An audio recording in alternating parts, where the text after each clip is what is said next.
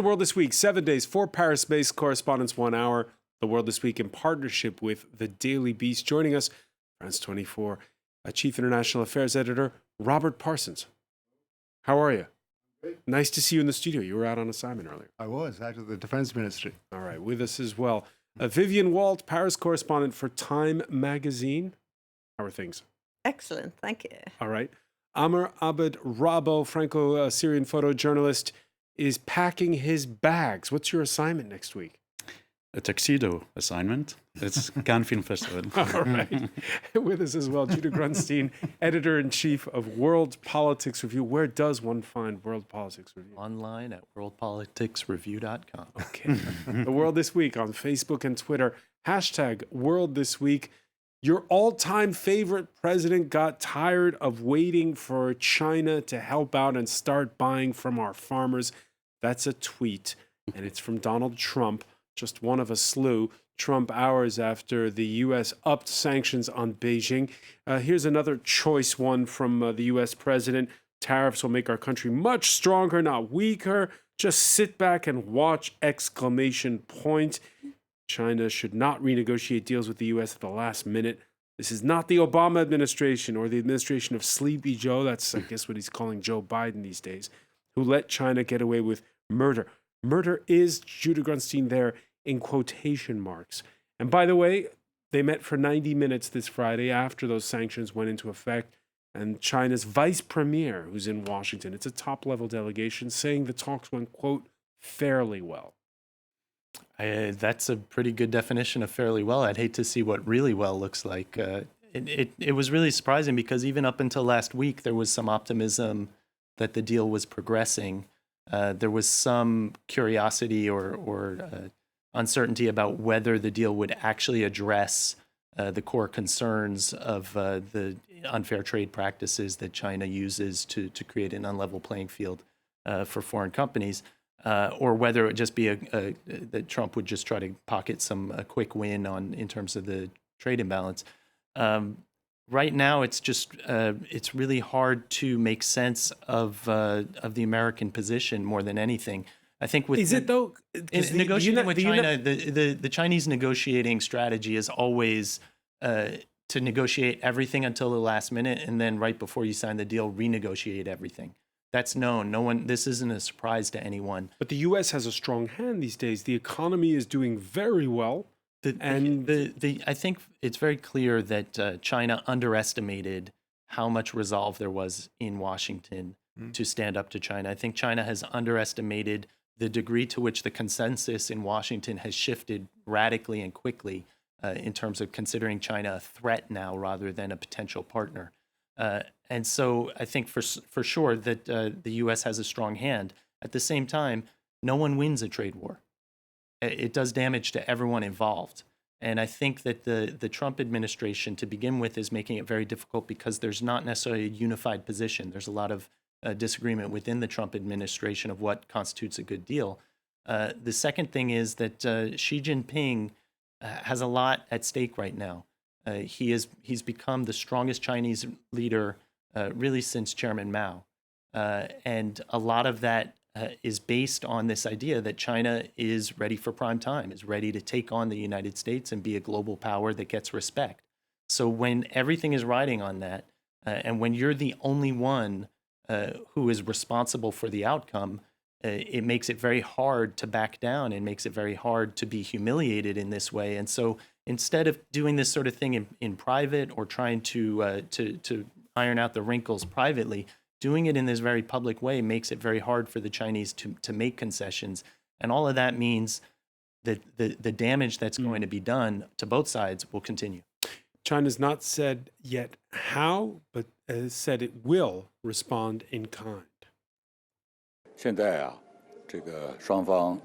two sides have run into problems during negotiations. We shouldn't hurt innocent people. It's sad to see the interests of ordinary people damaged. So we hope to find an optimal way to solve this issue. Someone's going to lose face in all this? Well, as we were just saying, the Chinese aren't... Well, it's very hard for the Chinese to lose face, particularly with this leadership. They don't like to be seen to back down. But then, in a sense, they have brought it on themselves by changing the terms of the agreement at the last minute, even if it's what they do. It's still going to irritate the Americans, and they should have realized by now the type of personality that Donald Trump is, and that he easily takes offense. This is a very narcissistic president. And that's exactly what's happening now. He's made clear that if they don't accept the terms that America is trying to impose, he will impose these additional tariffs. There's no surprise. He's been saying it for a long, long time. So he can't back down either. And the Chinese know he can't back down. So I think it demanded a little bit more subtlety on the part of the Chinese in these negotiations to accept that perhaps a deal had to be struck that was more of a compromise than they're prepared to accept at the moment. And even if there is a deal, Vivian Walt, I'm reading that a lot of people think this is what it's going to be like going forward. Yes, of course. I mean, I think that it's going to take quite a while for them to get back to what could be, the great relationship between the two big superpowers now in the world. And the fact that, China comes out saying, well, we're going to retaliate in kind, but it's very unclear what cards they hold in their hand. I mean, they do not import nearly as much from the US as the US imports from China. And so it's going to be, maybe more subtle kind of damage done. And as Judah says, nobody wins in this kind of trade war. Both economies are going to suffer. And the pressure is coming on several fronts because there's the trade talks per se, but then there's also all this pressure being put on allies over 5G, the next generation of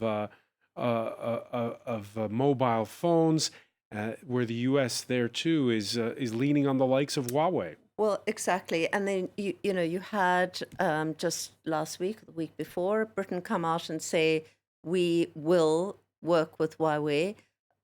Most of Europe is, basically sounding relatively tough on Huawei, but in reality, they actually need them. All right. I was going to say, on a visit to London earlier this week, the U.S. Secretary of State called in on the current occupant of number 10 Downing Street before appealing to the ghost of former UK Prime Minister Margaret Thatcher.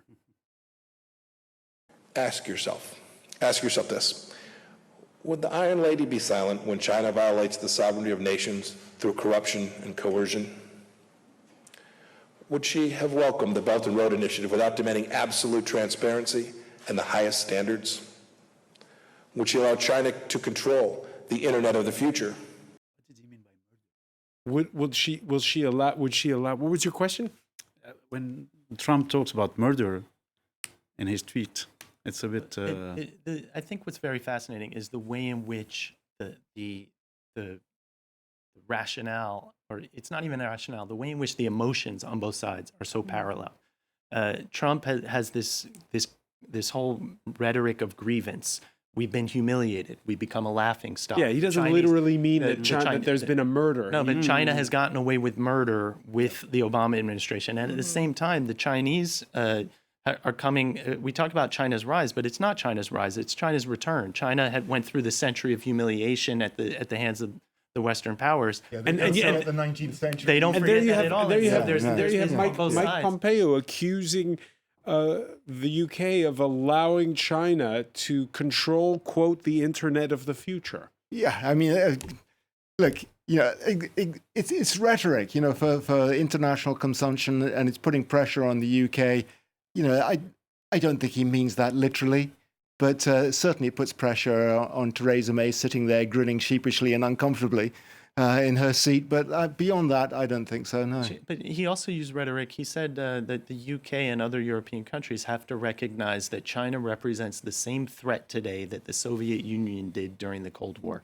This is coming after about a year's worth of rhetoric from the Trump administration, but also Washington, more or less bipartisan, that we can no longer engage with China expecting their behavior to change, that we have to start taking China as a threat rather than as a potential partner or a cooperative member of the international community. And there's increasingly talk of Cold War 2.0.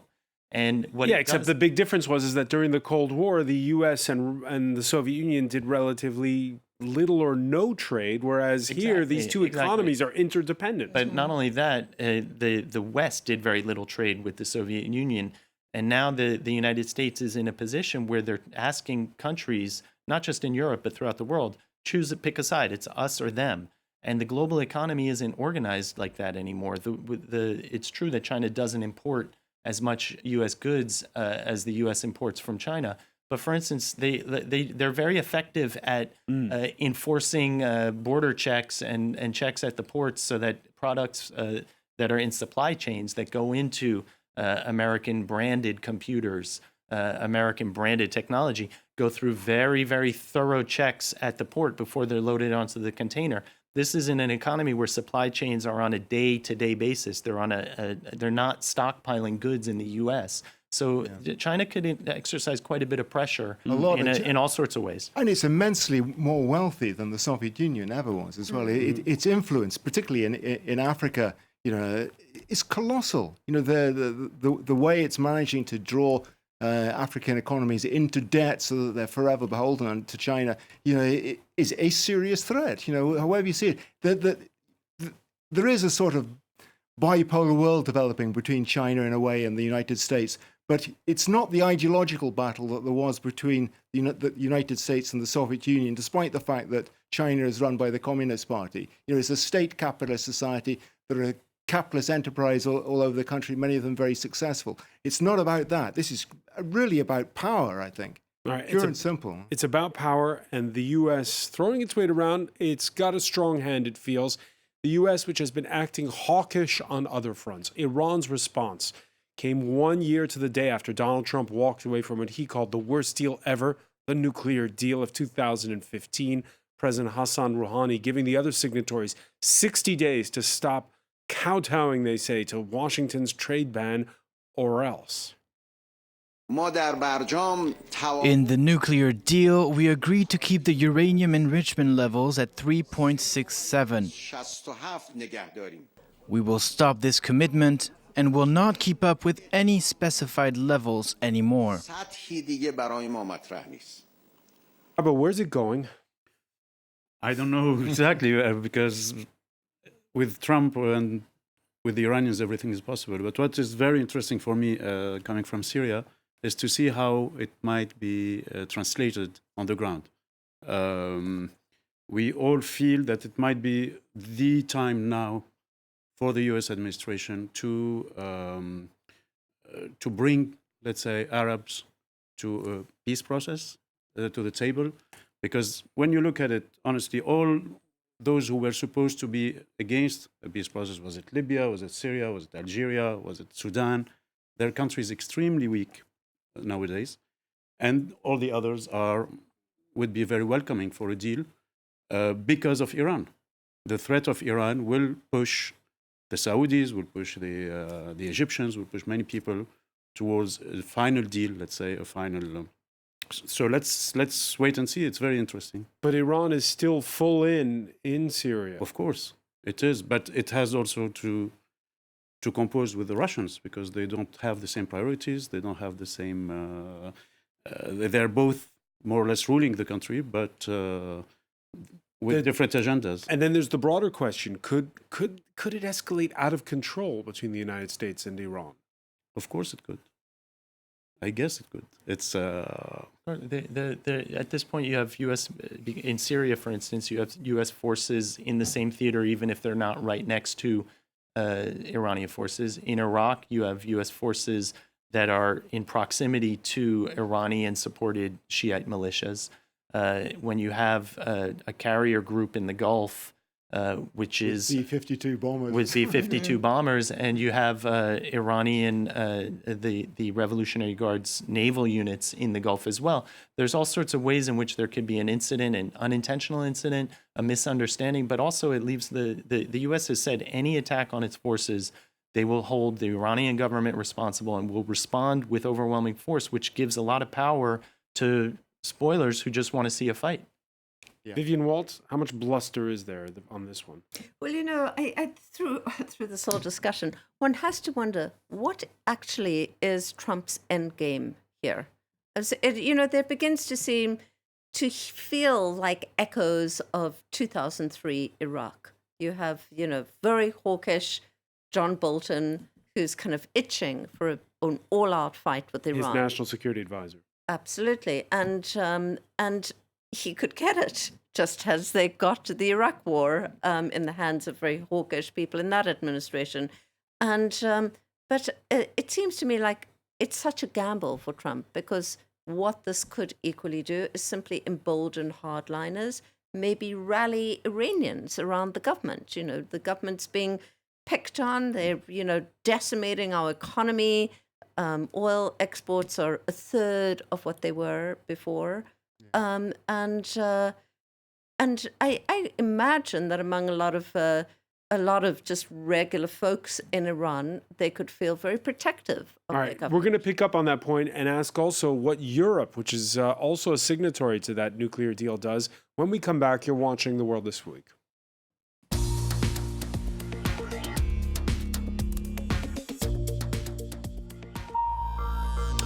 Welcome back. Before we resume The World This Week, some of the stories we're following for in the newsroom. 4 hostages freed in Burkina Faso, but at a cost.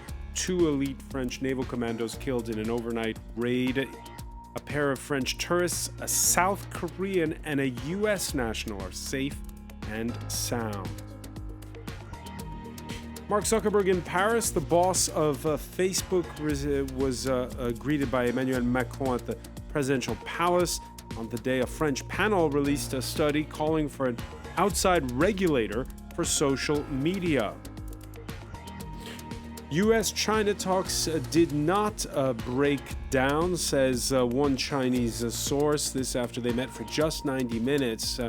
It's the first day of new tariffs by Washington. Donald Trump earlier over Twitter claiming he's in no hurry to cut a deal. The ANC assured of controlling the next parliament in South Africa, but with 95% of the ballots counted, the party's set to fall below the 60% threshold of the vote for the first time since the end of apartheid.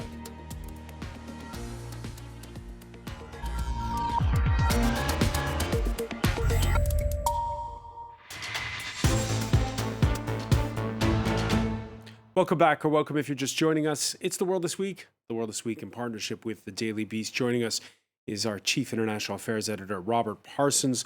We're also in the company of Vivian Walt, Paris correspondent for Time magazine, Franco-Syrian photojournalist Amr Abed Rabo, and Judah Grunstein, editor-in-chief of World Politics Review. We were discussing before the break if, on a misunderstanding, it could all spiral out of control between the United States and Iran this on the week, where the Iranians gave the other signatories of the 2015 nuclear deal 60 days or else they roll back part or all of that deal. The Washington Post, quoting unnamed sources in the administration on Thursday, said Trump in recent days has accused John Bolton, his national security advisor, of trying to get him into a war.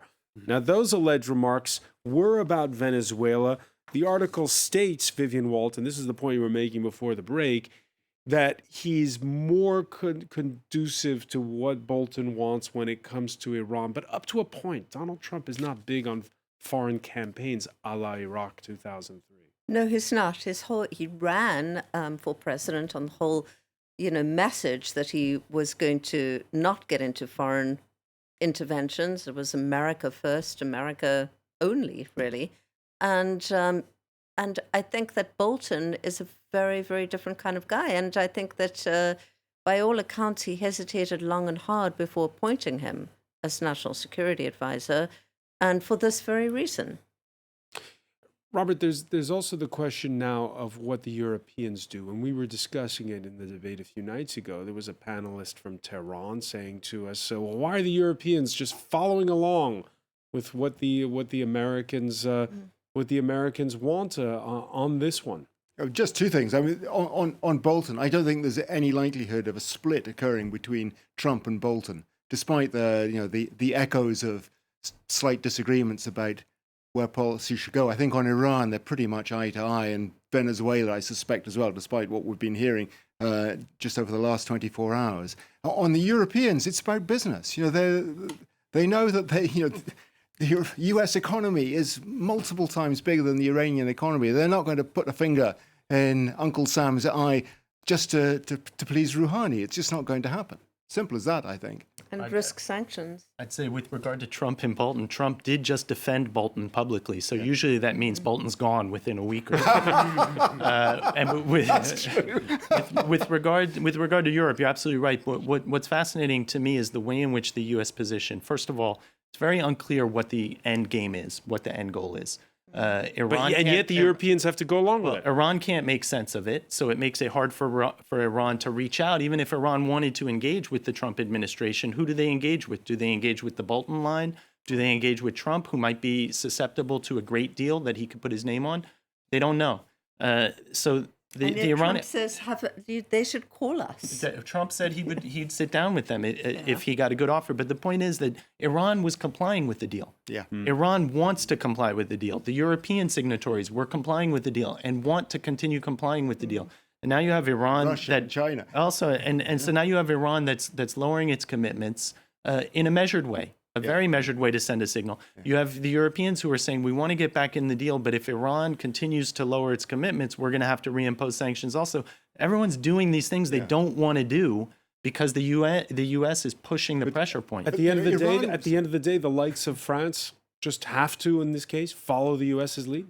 There's no European policy. I mean, we've seen it in many other fights, so it's the same here. They can't have one speech, and France tries its best. They have many also economic interests like Renault or other issues, but what can they do? What's the margin of Macron on this? As long as the dollar and the U.S. the U.S. banking system maintain its dominant position in terms of the world financial system, every transaction eventually either has to pass through the U.S. or involves a participant who has major business in the U.S. And until either Europe or other countries have an alternative to that can protect them sufficiently, they can't risk a penny to a dollar when it comes to the proportion of what their exposure is to the two economies. If we lose Istanbul, we lose Turkey. That maxim from 2017 is attributed to President Recep Tayyip Erdogan. Well, in March 31st's municipal elections, Erdogan did lose Istanbul. So now, how his electoral commission has suddenly decided there was fraud. How do the locals feel about returning to the polls on June the 23rd?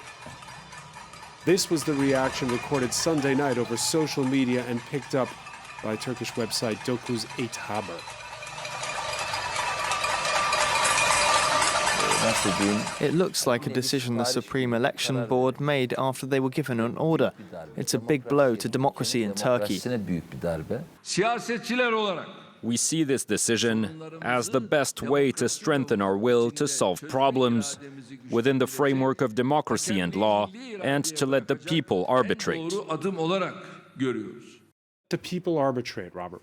Well, it's exactly the opposite. And we were talking about the narcissism of Donald Trump earlier on, but here we have the narcissism of President Erdogan. He simply cannot take any sort of defeat. He's prepared to trash his own country's democracy, which was developing pretty nicely in his early years, simply to ensure that he is not defeated, even in a municipal election. Imagine if he'd been challenged at a national election. It would have been a close vote. What would he have done then? Amar, sorry, go ahead. No, I was just saying this. In his mind, it's not just a municipal election. He was Istanbul mayor, so he's looking down the road and he's saying, my God, here's a new guy on the scene who could just wipe him out. The comparing with Trump is very interesting, because when you look at the area, for instance, the Middle East, who do you identify to? I mean, you have Trump, you have Putin, you have Sisi, you have Erdogan, you have many people who really don't give a excuse my French, about democracy or about human rights or about elections. But in this case, Amar, this is a lose-lose decision, because he's calls for this poll to happen. So if his candidate does win, then he's discredited as a tainted election. And then if he loses, it's a humiliation. He probably will make sure to win it, I guess. There's something also more, I think, a little more fundamental. It's an existential, which is that there's a lot buried in the books in Istanbul. And if you're mayor, you have access to those books, and you have access to a lot of the shady deals that have been going on for the last 15, 20 years. The courts answer to Erdogan these days. Sure, but there's also the court of public opinion. And when you have the goods, that's why the U.S. Congress is going after Trump's tax records. When you have the goods, it sometimes changes opinion, and that can change, and that can happen pretty quickly. Istanbul is where it all started for Erdogan, and he knows that if it all ends, it could very well all end in Istanbul. And that's among the other reasons that he won't accept, he won't take no for an answer. Under any circumstances, yeah. A quarter century after South Africa's first post-apartheid election, two conclusions. Number one, Nelson Mandela's party is still a formidable winning machine. But with each election, their support erodes, this time falling below 60%. The latest figures we have put the ANC a little over 57%, 21% for the Democratic Alliance, the centrist party, and a double-digit score for the Black Nationalists, EFF, of Julius Malema. Vivian Walt, has it followed the script, this election? Yes, I mean, I think that everybody kind of had to assume that the ANC would win, of course. They don't have any really strong opposition facing them. The opposition's very divided. On top of that, the major question is not exactly the opposition the ANC is in. The major question is, can Ramaphosa survive? And if he cannot survive... Can he keep the ANC together? Can he keep the ANC together? He could be ousted, basically, by his rivals, the old Zuma clique within the party. The party itself is very divided. And he has waited 20 years to be elected president. He was supposed to be the guy that followed Nelson Mandela, and he got ousted then twice over. And he finally, possibly, has the chance to manage the country properly. All right, so I want you to listen to Ramaphosa. Here's the president and his take when he cast his ballot in Soweto on Wednesday. Corruption got into the way, patronage got into the way, and not focusing on the needs of our people got into the way. Is that a message directed at all voters or particularly at the rank and file of the ANC? He has to win over the rank and file of the ANC. Is that the right message to be sending out? I guess so. I mean, frankly, looking at this objectively, it's amazing they got 57%, given the state of the country. You have half the country under poverty levels. You have the highest unemployment rate in 15 years. Yeah. It's just absolutely extraordinary that they can come out with 57%. But that's fading. I mean, the whole notion of the ANC as the Liberation Party is fading. Most of the country has been born now after liberation. Yeah. I mean, all the indicators, economic, social, political, they're all awful at the moment for South Africa. And it rather looks as though, I think, as though Cyril Ramaphosa, whose personal standing in South Africa is higher than that of the ANC, managed to pull the party through in this election to a certain degree, I think. Probably would have been a little bit lower, but that doesn't get around the dilemma that he faces.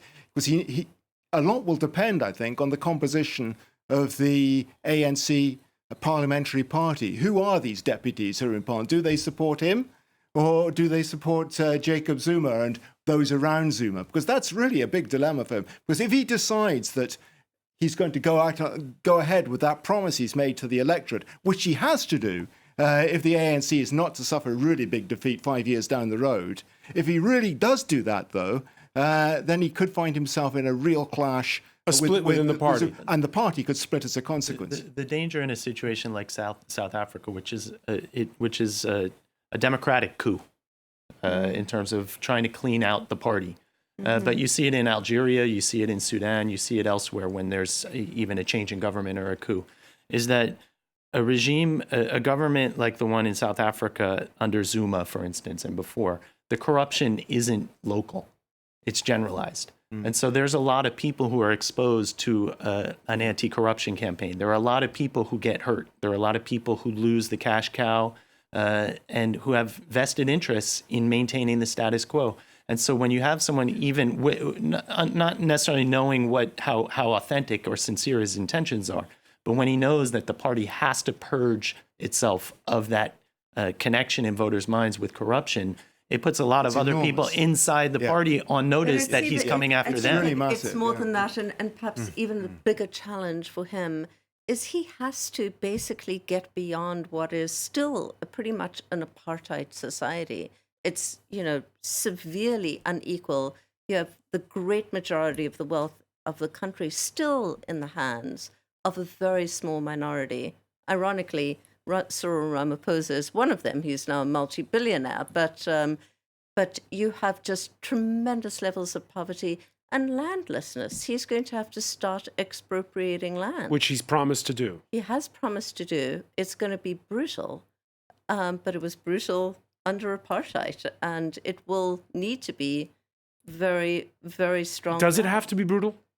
I think that it will not come without a strong fight, which is why it hasn't happened for 25 years. If he makes it brutal, he risks getting foreign investment, and that's another dilemma that he's going to face.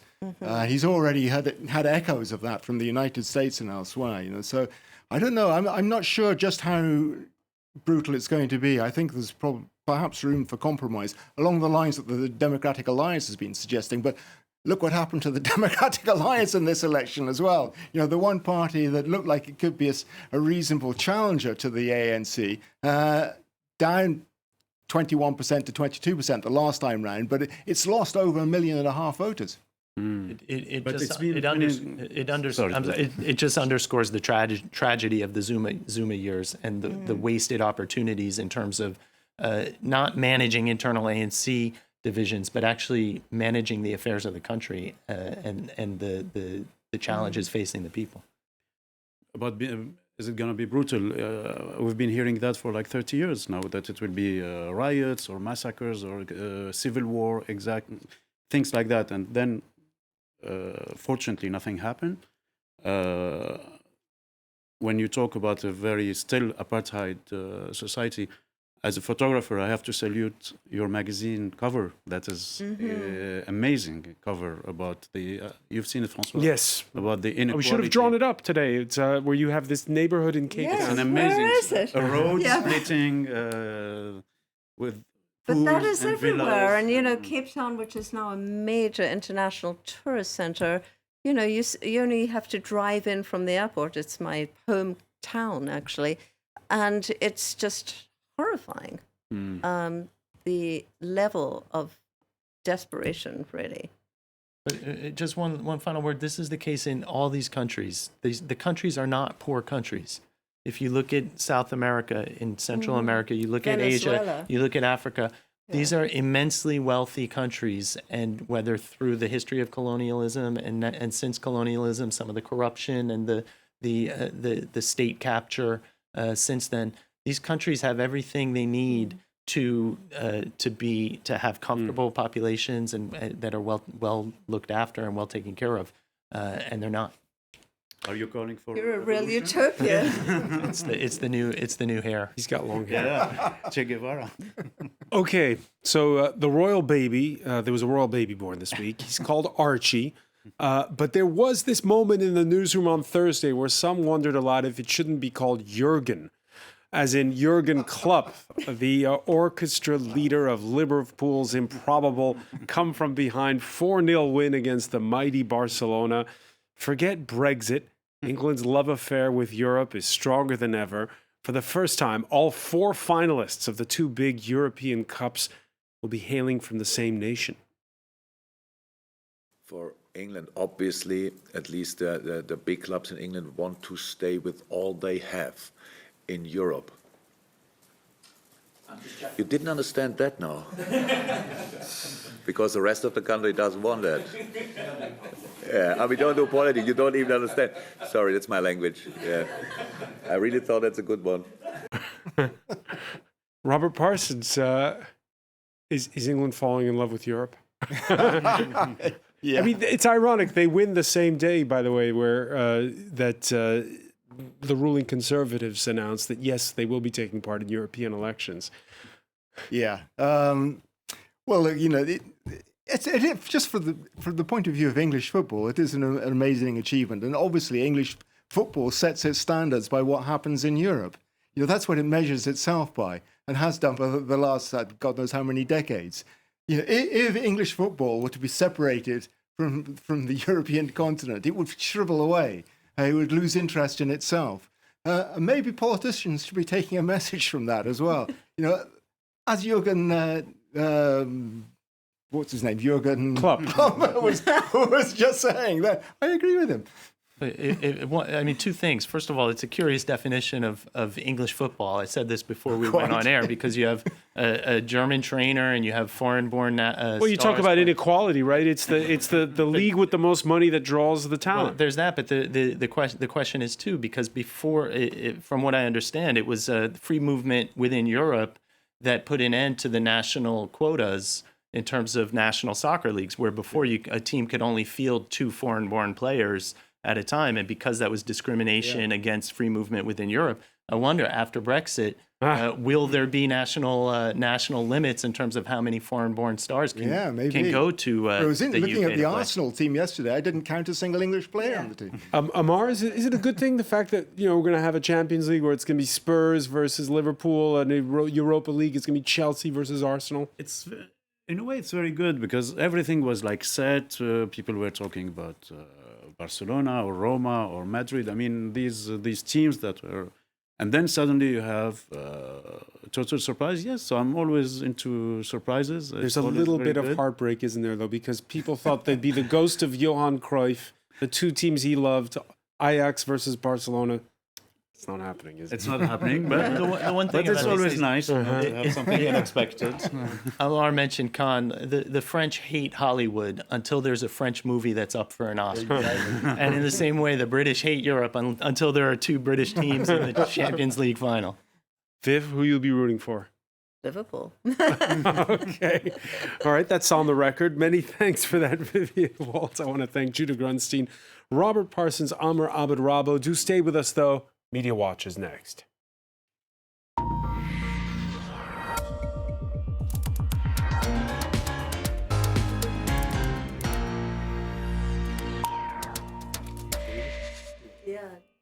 And we say hello to Emma James.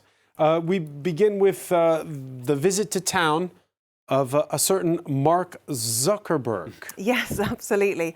We're still kind of waiting to know exactly what was said at this meeting at the Elysee. It's all about getting hate speech and extremism off of Facebook.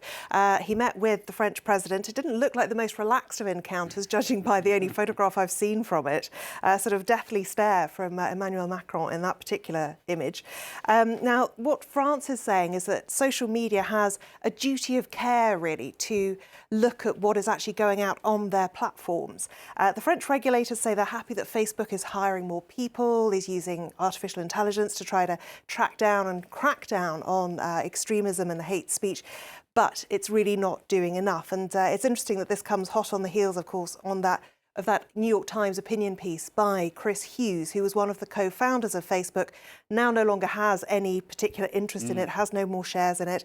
And he said that it's time to break it up. It's got too much power. He said it's unprecedented and un-American, the ability to monitor, organise and censor the conversations of 2 billion people. Yeah. Now, one thing that a lot of French people are concerned about is whether or not this could potentially, if there's a tie-in between the French government and Facebook, whether that could give the French government too much power in terms of censorship. Lots of people taking to Twitter, making comments like this. Zuckerberg and Macron having their consultation on Friday against hate online. Translation, help me destroy my opposition, censor my critics, and promote me as a great man. Because next week you have the New Zealand Prime Minister in town, and it was over Facebook Live that that shooter in Christchurch broadcast his deeds. And it happens. But you have Emmanuel Macron looking ahead to European elections at the same time. It is a very complicated situation. And of course, it happened in France first, that live streaming of a terror attack because the two police officers in Magnanville who were killed, it was streamed on Facebook Live, and it is incredible that that's happened more than once. A terror attack has been able to be broadcast in that way, and yet Facebook still hasn't got a handle on it. What people are talking about with regards to the European elections, this Twitter user saying that their Facebook account, which has nearly 12,000 followers, is already being restricted by authorities because they are deemed to have a potential influence. Now, the Facebook page is very political. They're talking about the Gilets jaunes protests, the way they're being policed, that sort of thing. But it is perfectly ordinary free speech, I would say, having had a look at the page. So it does seem interesting that something like that is being already controlled by the state. Now, we've also heard from La Quadrature du Net, which is a French advocacy group, and they're very much focusing on digital rights. And this article, interesting, they talk about it being a law against anti-Macron hate. And certainly there is a lot of it out there, it has to be said. But what they feature in this particular article is an image.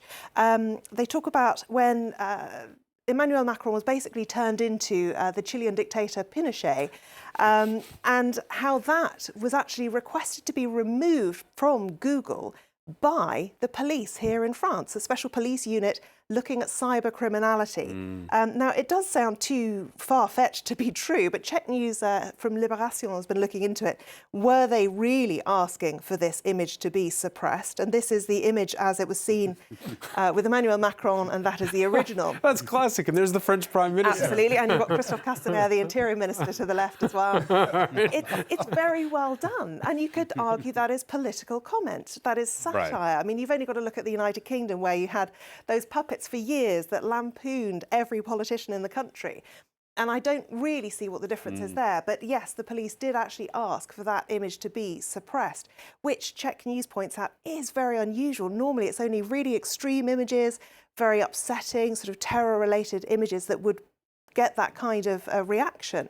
And interestingly, they wouldn't respond and give any kind of feedback as to why exactly they felt it was necessary to do it in this case.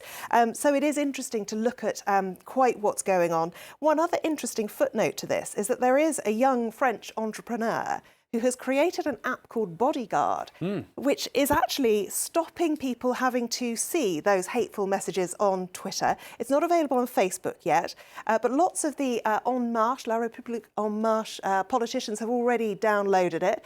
Aurore Berger had 51 tweets that were deleted within 48 hours of putting that on her phone. And it is interesting to see that a young man from Nice can manage it, but somehow the big tech companies say they can't manage to cope with controlling hate speech just yet. All right, many thanks for that. And this is a conversation, again, that will come up again next week. Many thanks for that. I want to thank our panel once again. Thank you for joining us here in The World This Week.